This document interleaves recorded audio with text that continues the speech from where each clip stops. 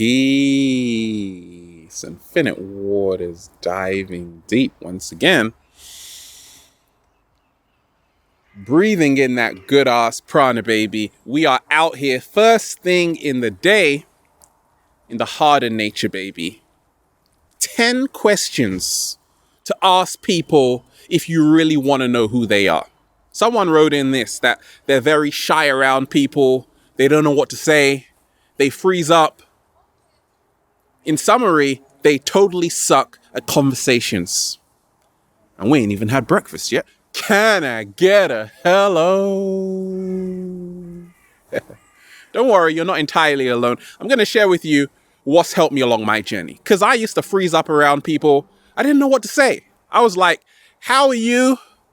And they were like, either fine, or I'm good, or I'm terrible. No, nobody ever says I'm terrible because nobody wants to act like their life is falling apart when actually most of our lives are. Programmed questions give you programmed responses. Slow motion this side. There is a reason why a lot of people are anxious around people, have panic attacks around people. I did. Nervous around people because we simply don't know what to say. And I'm going to share with you 10 questions, amazing questions to ask people if you really want to know who they are. The first question, ask anybody this. What is the most unique part of yourself? Uh-oh. For me, I've been skating since I was 13 years old. But now I freeline skate, 2 separate skates. A lot of people have probably seen me cruising around like that. Looks a bit like a invisible wave board, a hoverboard. And it's so fun. Now, I don't know hardly anyone that freeline skates. Maybe like 3 people. And they all live in different countries. So that is a unique part of me. Now you know. Okay? You know my secret. Well, you don't if you've watched these videos. For certain people, it could be, I love stargazing. Now I know what to buy you for your birthday. A whole astrology book, okay? For some people, they like nature.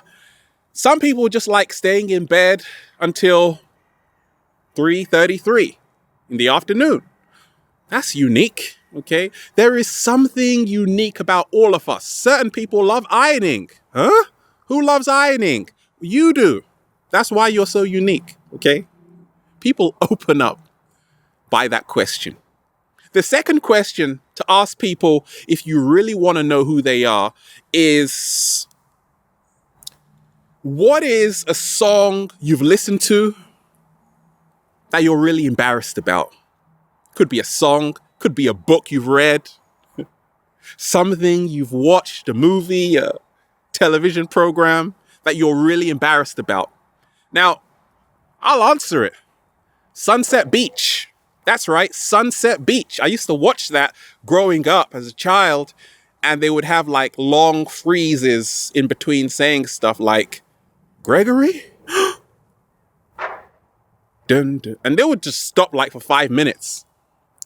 And it was really fun and entertaining growing up, okay? So once you ask somebody that, why is this such a great question? Because now they're learning how to be vulnerable, to tell you that they used to like the Teletubbies theme song. They used to like all kinds of weird stuff. They used to read maps, okay, in their spare time, which is fantastic. You get to know about people. Embarrassing stuff. Now, you're going to create a better relationship with them. The third question to ask people, if you really want to know who they are, is, what are your weirdest eating habits? 7-day vegan challenge. I can answer that. I sometimes eat multiple things at the same time.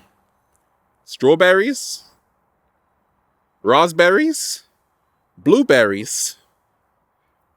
I'm going like that right now. Am I eating? No. What am I doing? I don't even know. Okay?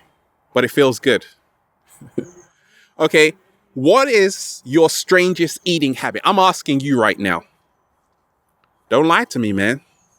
Okay? Woman. So, why is this such a great question? Because a lot of us, we want to act holier than thou when it comes to food and nutrition. And a lot of people like eat in their room. Certain people don't even sit down to eat. Certain people eat in their bed. Certain people eat really late at night. Now you get to know people a little bit more. And then you just become best friends. The fourth question is this. If you could go back to any age and any time, where would it be? This is such a powerful question because you see, the psychology is a lot of us, we love nostalgia. We love going back, reminiscing on the good old days. But actually, you get to find out so much about people when they reminisce. For me, what age would I go back to? 7 years old. What time? Where would I be? Playing on the monkey bars, on the swings, in the park, just playing games, having a great time, okay? So you get to learn about people. Certain people, it could be, I would go back to just sleeping in. When I was young, my mom used to make me sleep on Sundays, my sister and I, okay? That's a great memory I had. Nowadays, on Sundays, I don't even sleep anymore. Well, I actually do. I just sleep outside, okay? So, what age would you go back to? And what time would it be in your life? You get to really know when people were at their happiest, maybe their saddest, okay? People open up. What's the fifth question? If you could change anything about yourself, what would it be? I'm asking you that right now. Write it down. Don't be shy. You see, vulnerability is what people don't like. Vulnerability is what will take you to the next level. Slow motion this side. Okay, I'll put myself on the spot like I always do. If I could change one thing about myself, it would be to not be so hard on myself. Because sometimes I'm kind of hard on myself. And then I realize, wait a minute. You're actually doing pretty good, Ralph. Just chill out. Okay? So what is the one thing you would change about yourself? Now people start to come out. Okay? They start to get really personal. Number 6. What have you gone through that's made you stronger? Or what's made you feel very weak? Okay, what I've gone through when I was studying at university so long ago, right? Over 13 years ago. What happened? I was hospitalized and due to stress, and that was a very life-changing experience for myself because I was there for 1 month, and after I came out, I was like, okay, it made me stronger. I've gone through some stuff. That's why I can share. I'm a deep diver. I've gone through a lot of spiritual experiences, out-of-body experiences, okay? They've made me stronger. What's made me feel weak? Sometimes when I've realized my own character flaws, sometimes I see my ego coming to the forefront, then I'm like, okay, it needs to be put in check, okay?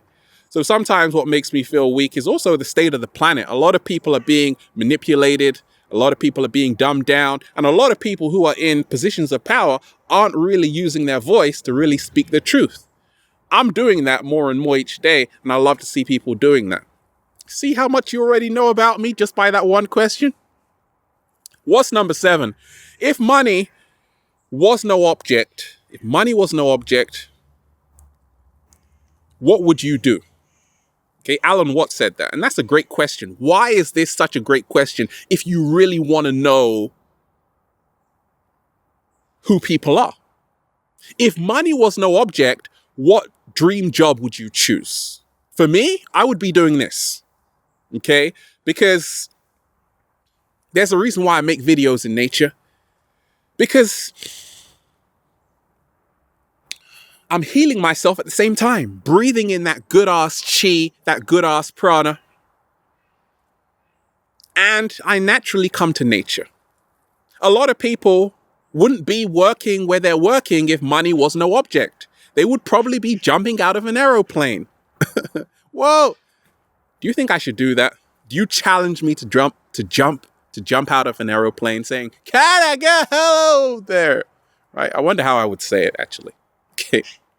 Okay, so that is what will help you get to know someone a lot more, because then you start to see their values, their principles, da da da da da. And what's number 8? What is the best physical and non-physical attribute of yourself? Now, a lot of us, we love to say, okay, wait a minute, what's the best physical attribute of myself? A lot of people say what you would least expect. For me, I would say it's probably my eyes. Oh my gosh, Ralph. Probably my smile. Probably my teeth, right? A lot of things are coming out right now, okay? But you see, a lot of us, we think, okay, someone's just going to say their body because you've seen them post a nude picture or have a profile on Instagram, but they probably say something you wouldn't even expect. So what I found out is that what's your favorite, as well, non-physical attribute, right? A lot of people now go even deeper. They start saying, my energy, my aura, my charm, my charisma that you can feel through the screen, right? So that's how people really open up. You will be surprised if you ask someone that. More so, you probably just might end up getting married because they'll be like, nobody's ever asked me that. What's number 9?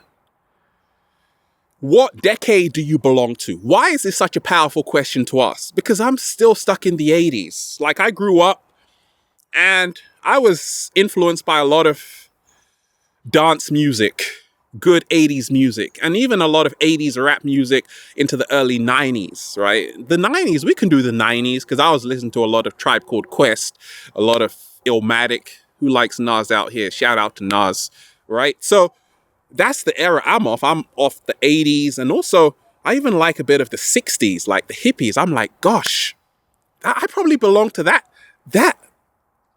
decade, right? Where people were just like dancing around wearing leaves to cover their genitals and smoking marijuana and dancing in a field. That's pretty cool. Okay, so right now, do I feel I belong in this technological age? Yes, and also no, because I'm kind of someone who really is in nature. I probably actually belong to the dawn of time. That's right. When we walked around naked, that's right. There was no internet, that's right. And you didn't have to check your phone every single 5 seconds.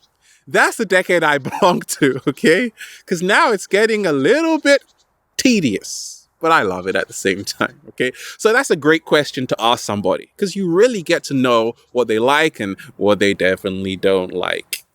And what's the 10th question, baby, to ask people if you really want to know who they are?